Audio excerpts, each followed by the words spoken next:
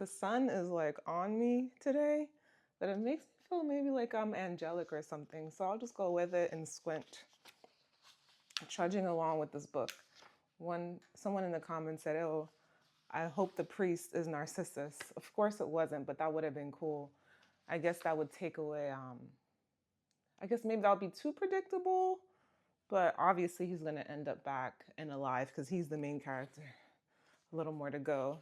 Blame Instagram or something for my lack of devotion and sustained concentration. All right, let's go. Chapter 17.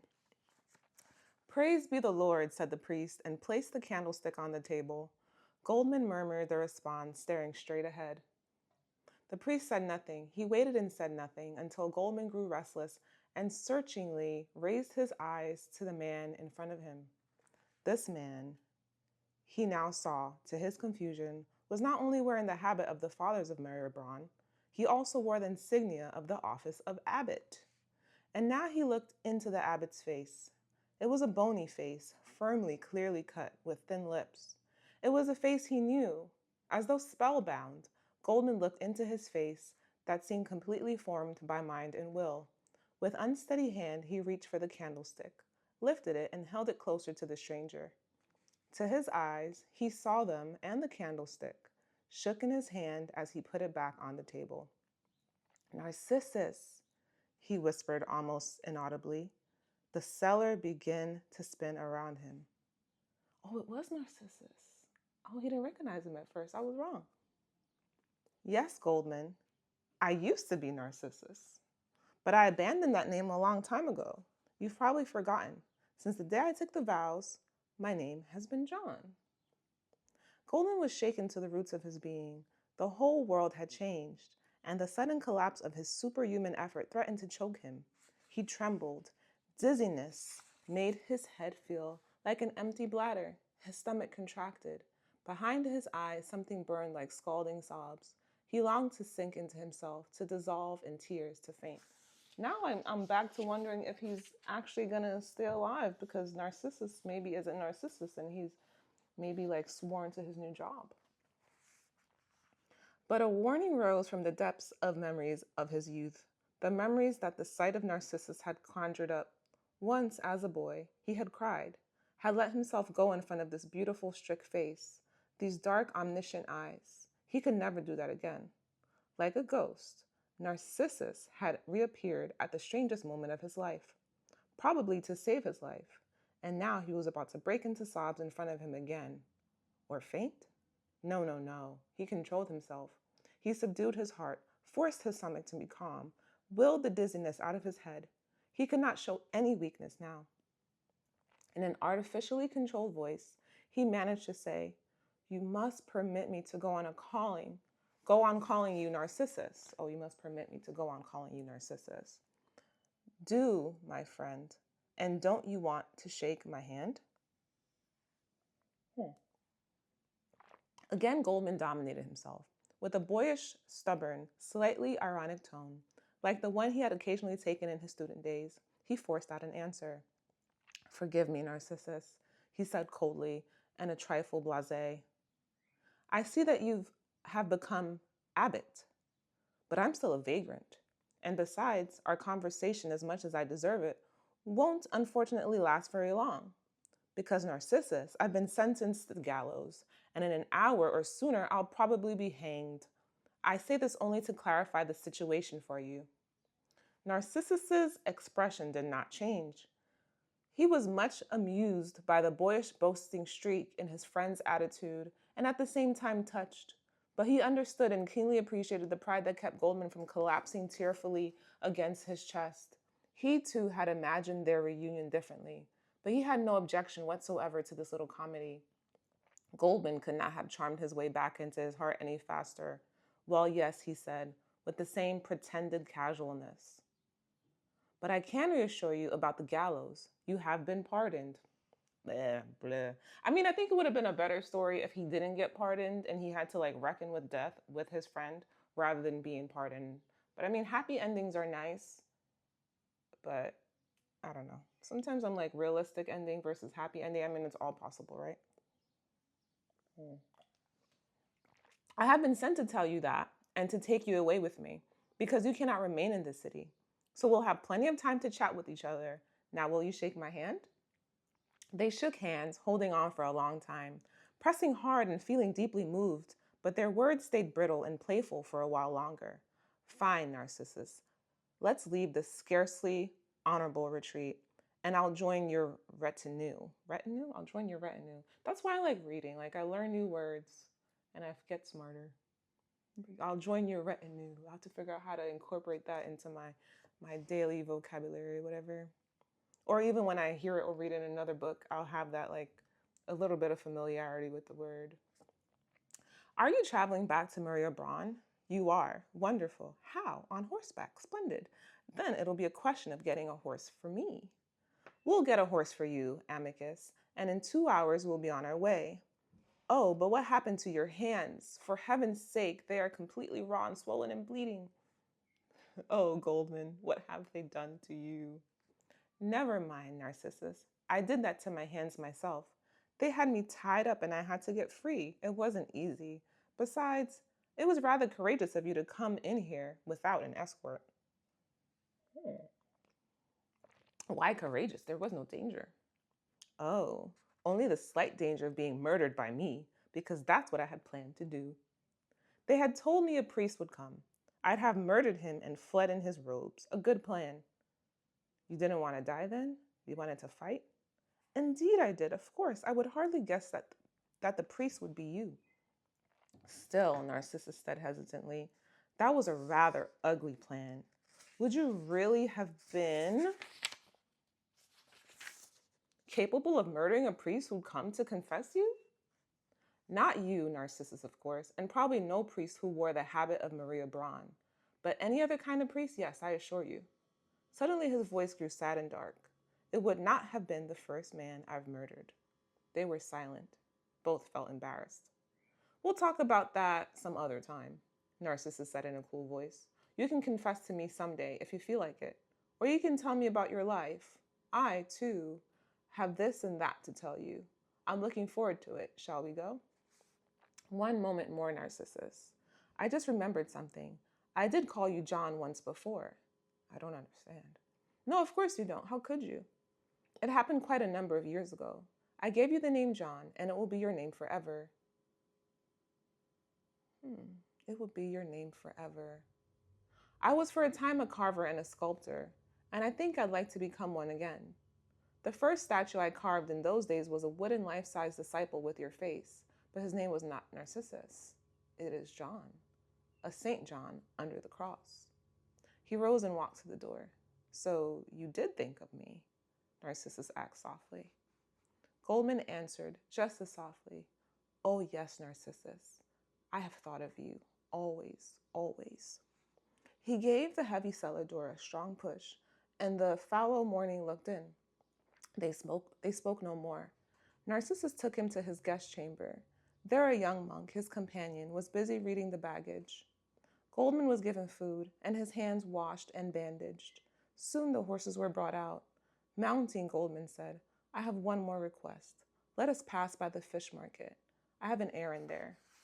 They rode off, and Goldmund looked up at every castle window to see if Agnes might perhaps be visible. He did not see her. They rode to the fish market. Marie had worried a great deal about him. He bade farewell to her and to her parents, thanked them 1,000 times, promised to come back one day, and rode off. Poor Marie, poor Marie. Marie stood in the doorway of her house until the riders were out of sight. Slowly she limped back inside. They rode four abreast, Narcissus, Goldmund, a young monk, and an armed groom. "Do you still remember my little horse Bless?" Goldmund asked. "He was in your stable at the cloister." "Certainly, but you won't find him there anymore, and you probably didn't expect to. It's been at least 7 or 8 years since we had to do away with him. And do you remember that?" "Oh yes, I remember." Goldmund was not sad about Bless's death. He was glad that Narcissus knew so much about Bless. Narcissus, who had never cared about animals and probably had never known another cloister horse by name. That made him very glad. "With all the people in your cloister," he began again, "you'll laugh at me for asking first about that poor little horse. It wasn't nice of me. Actually, I had wanted to ask about something else entirely, about our abbot Daniel. But I suppose that he is dead since you are his successor, and I didn't intend to speak only of death to begin with. I'm not well inclined toward death at the moment, because of last night, and also because of the plague, of which I saw altogether too much. But now that we're on the subject, and since we'll have to speak about it sometime, tell me when and how Abbot Daniel died. I revered him very much.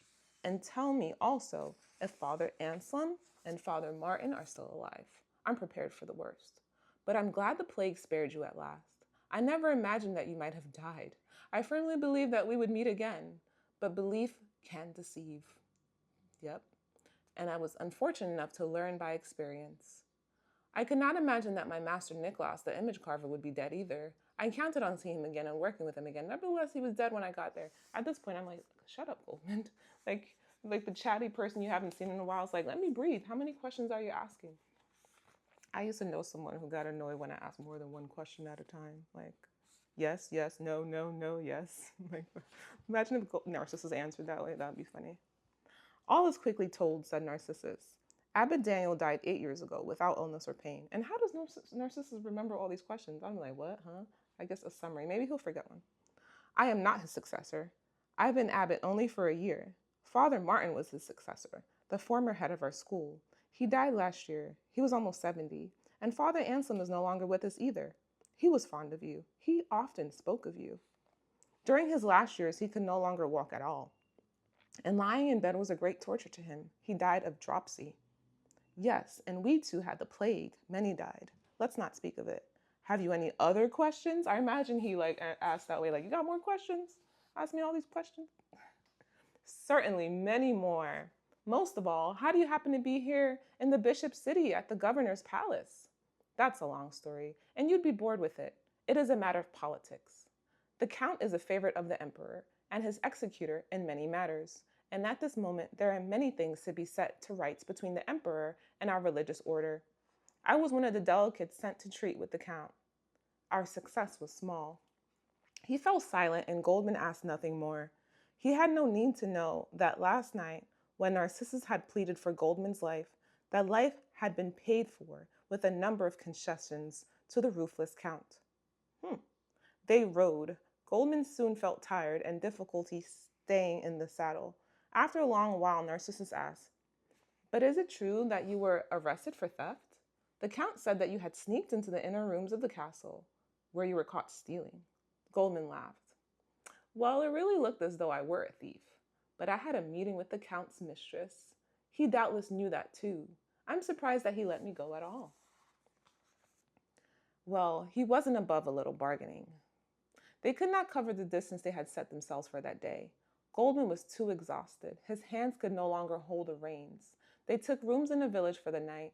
He was put to bed running a slight fever, and they kept him in bed the next day too.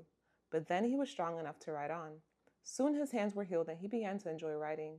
How long since he had last ridden?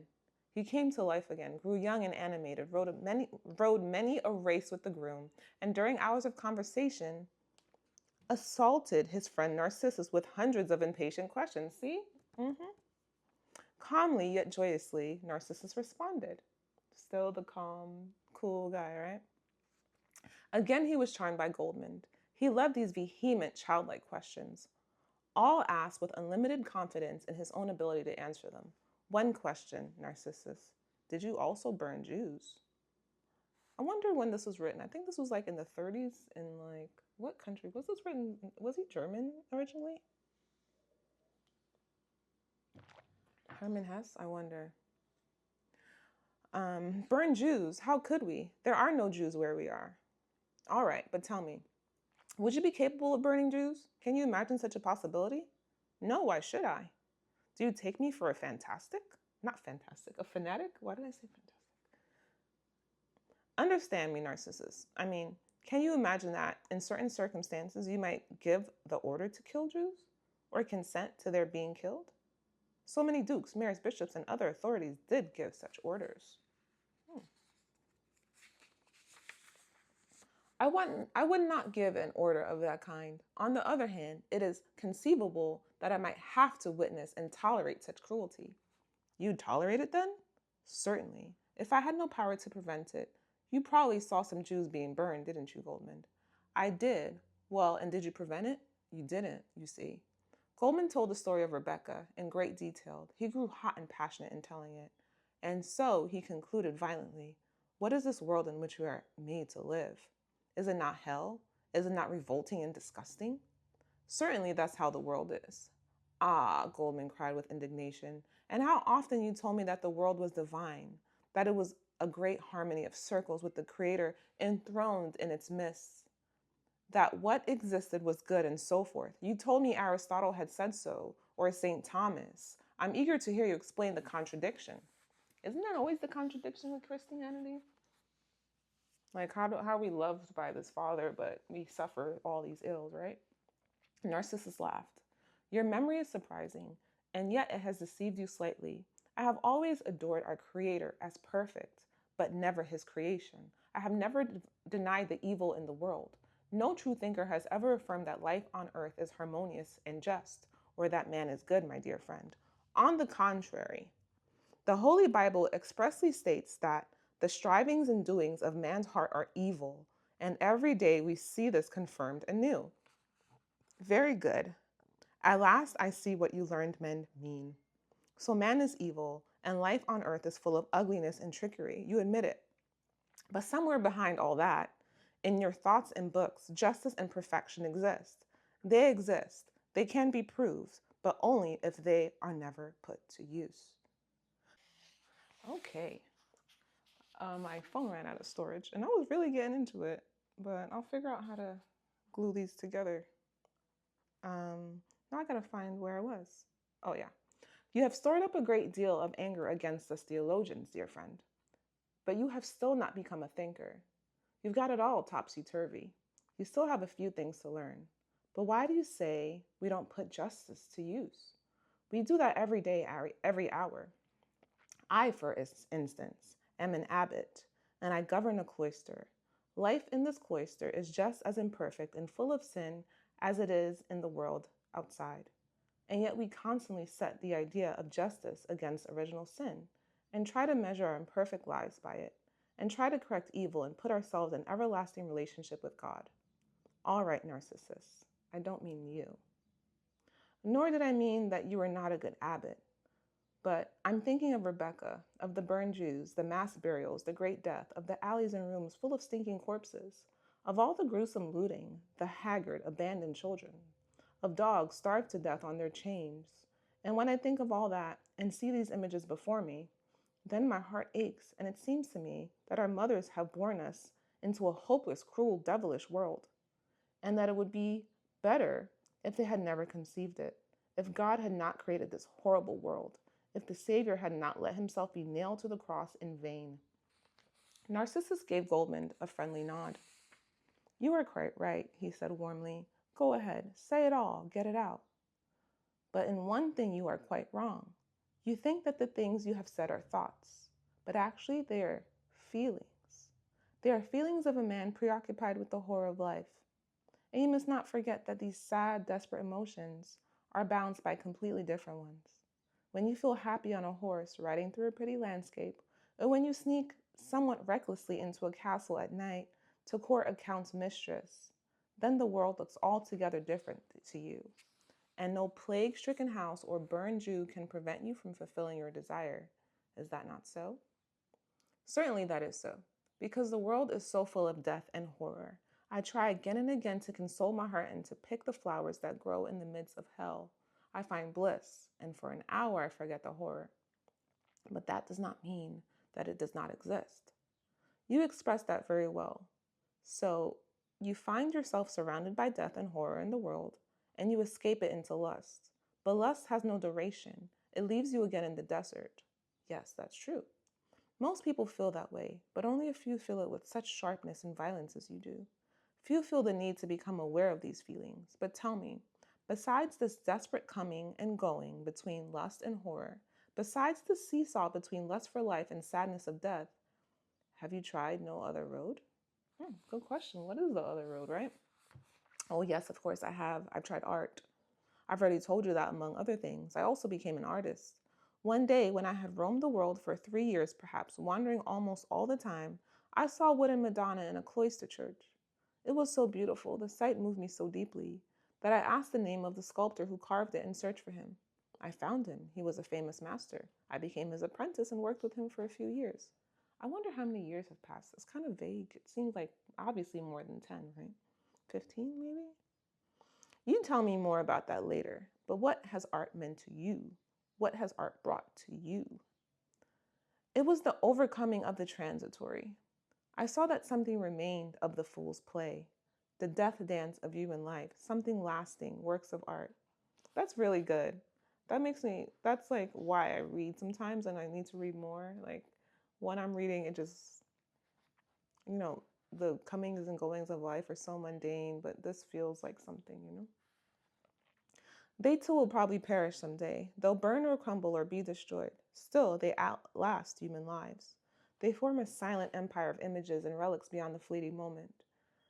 To work at that seems good and comforting to me, because it almost succeeds in making the transitory eternal. I like that very much, Goldmund. I hope you will make beautiful statues. My confidence in your strength is great.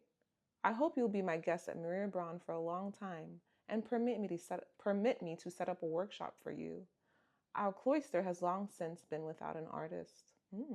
But I do not think your definition quite encompassed the miracle of art. I believe that art is more than salvaging something mortal from death and transforming it into stone, wood, and color so that it lasts a little longer. I have seen many works of art, many a saint and many a Madonna, which does not seem to me merely faithful copies of a specific person who once lived and whose shapes or colors the artist has preserved. You're right in that, Goldman cried eagerly. I didn't think you were so well informed about art. The basic image of a good work of art is not a real living figure, although it may inspire it. The basic image is not flesh and blood, it is mind. It is an image that has its home in the artist's soul. In me, too, Narcissus, such images are alive, which I hope to express one day and show to you. How lovely. And now, my dear Goldman, you have strayed unknowingly into philosophy and have expressed one of its secrets. You are mocking me. Oh no, you spoke of basic images, of images that now exist nowhere except in the creative mind, but which can be realized and made visible in matter. Long before a figure becomes visible and gains reality, it exists as an image of the artist's soul. This image, then, this basic image, is exactly what the old philosophers called an idea. Yes, that sounds quite plausible. Well, and now that you have pledged yourself to ideas and to basic images, you're on mind ground. In the world of philosophers and theologians, and you admit that, at the center of the confused, painful battlefield of life, at the center of the endless and meaningless death dance of fleshly existence, there exists the creative mind. Look, I have always addressed myself to this mind in you. Ever since you came to me as a boy, in you, this mind is not that of a thinker, but that of an artist. But it is mind, and it is the mind that will show you the way out of the blurred confusion of the world of the senses, out of the eternal seesaw between lust and despair. Ah, my dear friend, I am happy to have heard this confession from you. I have waited for it since the day you left your teacher Narcissus and found the courage to be yourself. Now we can be friends anew. It seemed to Goldman that his life had been given a meaning. For a moment, it was as though he were looking down on it from above, clearly seeing its big 3 steps, its dependence on Narcissus and his awakening, then the period of freedom and wandering, and now the return, the reflection, the beginning of maturity and harvest. The vision faded again. But he had found a fitting relationship to Narcissus. It was no longer a relationship of dependence, but one of equality and reciprocity. He could be the guest of his superior mind without humiliation, since the other man had given recognition to the creative power in him. During their journey, he looked forward with increasing eagerness to revealing himself to him, to making his inner world visible to him in works of images. But sometimes he also worried. Narcissus, he warned, I'm afraid you don't know whom you're bringing into your cloister. I'm no monk, nor do I wish to become one. I know the three main vows. I gladly accept poverty, but I love neither chastity nor obedience. These virtues don't seem very manly to me, and I have nothing at all left in piety. I haven't confessed or prayed or taken communion in years. He's like, I'm gonna come back to the cloister, but Narcissus remained calm. You seem to have become a pagan, but we are not afraid of that. You need not pride yourself any longer on your many sins. You have lived the usual life of the world. You have herded swine like the prodigal son. The prodigal son, is he implying that he's returning home? You no longer know what law and order mean. Surely you've made a very bad monk. But I'm not inviting you to enter the order. I'm merely inviting you to be our guest and to set up a workshop for yourself in our cloister. And one thing more, don't forget that during your adolescent years, it was I who awakened you and let you go into the worldly life. Whatever has become of you, good or bad, it is my responsibility as well as yours. I want to see what has become of you. You will show me in words and life in your works. After you have shown me, if I find that our house is no place for you, I shall be the first to ask you to leave again. Okay, Narcissus flexing. Goldmund was full of admiration every time his friend spoke in this manner. Yeah, it's really like a power position, right? He acted like the abbot, with quiet assurance and a hint of mockery of people and life in the world, because then he saw what Narcissus had become, a man. True, a man of the mind and of the church, with delicate hands and a scholar's face, but a man full of assurance and courage, a leader, one who bore responsibility. This man, Narcissus, was no longer the adolescent of old times, no longer the gentle, devoted St. John. He wanted to carve this new Narcissus, the manly, knightly Narcissus. It's so funny because that's what I was thinking. Narcissus is like a man too, more dominant, but assured, not in a domineering way, like a very like masculine, subtle way. And it's so cool that the author like expressed that and I received that and he just confirmed that, but it's really cool. Many statues awaited him. Narcissus, Abbot Daniel, Father Anselm, Master Nicholas, beautiful Rebecca, beautiful Agnes, and still others, friends and enemies, alive and dead. No, he did not want to become a brother of the order or a pious learned man. He wanted to make statues, and the thought that his youthful home was to be the home of these works made him happy. They rode through the chill of late autumn, and one day, on a morning when the bare trees hung thick with frost, they rode across a wide rolling land of deserted reddish moors, and the long chains of hill looked strangely familiar. And then came a high elm wood and a little stream, and an old barn at the sight of which Goldmund's heart began to ache in happy anguish. He recognized the hills across which he had once ridden with the knight's daughter Lydia, and the heath across which he had walked that day of thinly falling snow, banished and deeply sad. The elm clumps emerged, and the mill, and the castle. With particular pain, he recognized the window of the writing room in which he had then, during his legendary youth, corrected the knight's Latin and heard him tell of his pilgrimage.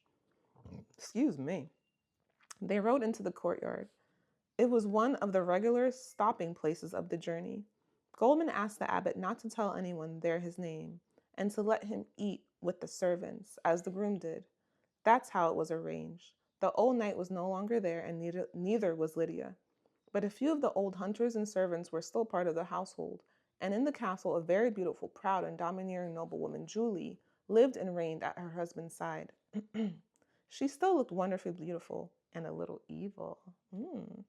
Neither she nor the servants recognized Goldmund. After the meal in the fading light of evening, he crept into the garden, looked over the fence at the already wintry flower beds, crept into the stable door and looked in on the horses. He slept on the straw with the groom, and memories weighed heavily on his chest. He awakened many times, scattered and infertile. Oh, the scenes of his life stretched out behind him, rich in magnificent images, but broken in so many pieces, so poor in value, so poor in love. In the morning, as they rode away, he looked anxiously up to the windows. Perhaps he could catch another glimpse of Julie. A few days ago, he had looked just as anxiously up to the windows of the bishop's palace to see if Agnes might not appear. She had not shown herself, and neither did Julie. His whole life had been like that. it seemed to him, saying farewell, escaping, being forgotten, finding himself alone again, with empty hands and a frozen heart. He felt like, throughout the day, sitting gloomily in the saddle, not speaking at all. Gloomily, not gloomingly, gloomily. Narcissus let him be. But now they were approaching their goal, and after a few days they had reached it. Shortly before tower and roofs of the cloister became visible, they rode across the fallow, stony fields in which he had, oh so long ago, gathered John's wort for Father Anselm, where the gypsy Lys had made a man of him. Lys? I wonder if I pronounced it that way in the first chapter. Lys had made a man of him, and now they rode through the gates of Muriel and dismounted under the Italian chestnut tree. Tenderly, Goldmund touched the trunk and stooped to pick up one of the prickly split husks that lay on the ground, brown and withered.